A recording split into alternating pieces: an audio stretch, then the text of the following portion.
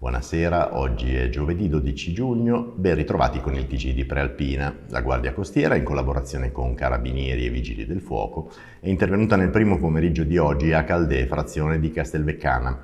Qui, nell'area del Parco delle Fornaci, è crollata una struttura chiusa al pubblico ma solitamente utilizzata da gruppi di ragazzi per tuffarsi nel lago. In base alle prime informazioni, al momento del crollo erano presenti proprio alcuni giovani e 3 di loro sono rimasti feriti fortunatamente in modo non grave.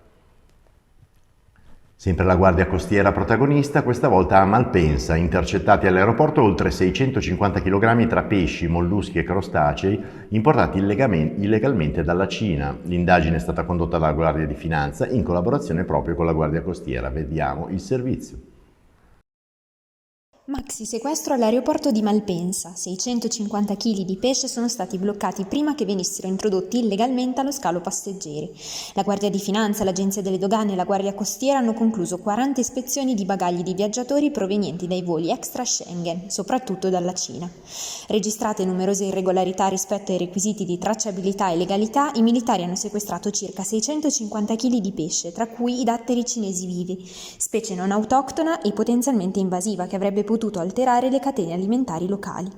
A questi si sono aggiunti 170 kg di prodotti vegetali che erano stati anch'essi nascosti nelle valigie dei passeggeri, quindi senza alcuna garanzia di rispetto della catena del freddo. Tutti i prodotti sequestrati sono stati distrutti e i responsabili delle introduzioni illegali sono stati perseguiti secondo le leggi nazionali e le normative europee in materia di pesca illegale e sicurezza alimentare. Dopo caos e ritardi nella fornitura di medicinali, la farmacia dell'ospedale di Circolo di Varese è stata riorganizzata con un alto tasso di tecnologia. Barbara Zanetti è andata a vedere la situazione. Le immagini sono di Stefano Benvenu di Agenzia Blitz. Ci troviamo nella farmacia di ASST Sette Laghi, al piano -2 del monoblocco.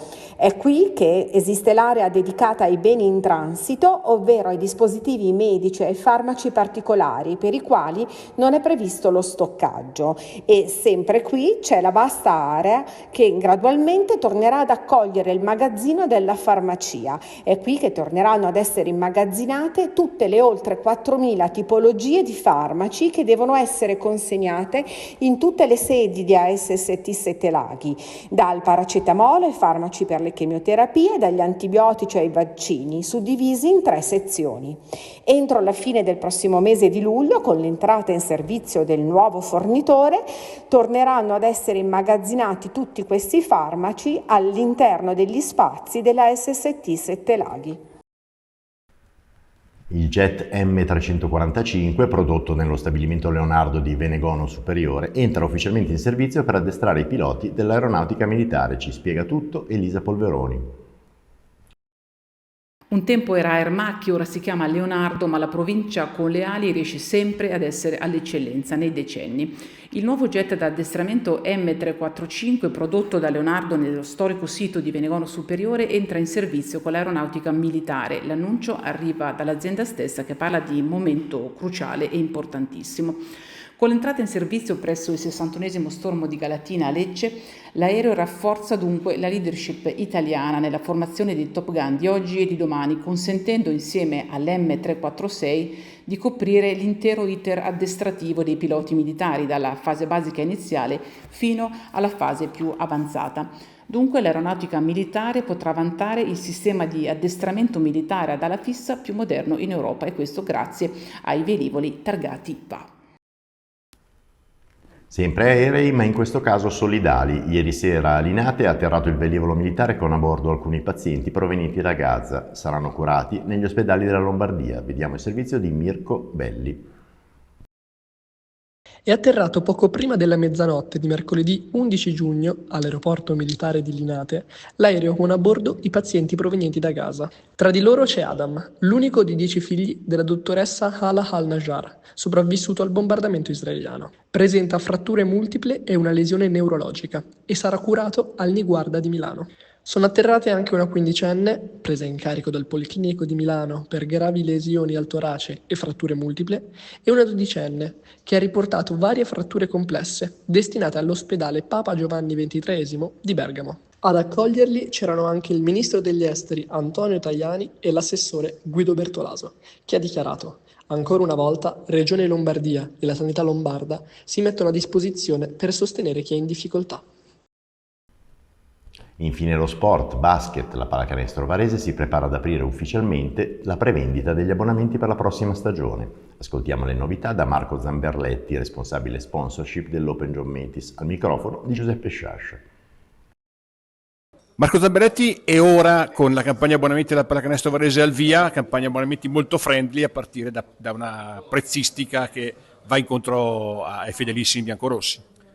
Sì, innanzitutto non ci sono stati aumenti, questo lo diciamo, anzi in alcuni settori abbiamo anche diminuito il prezzo.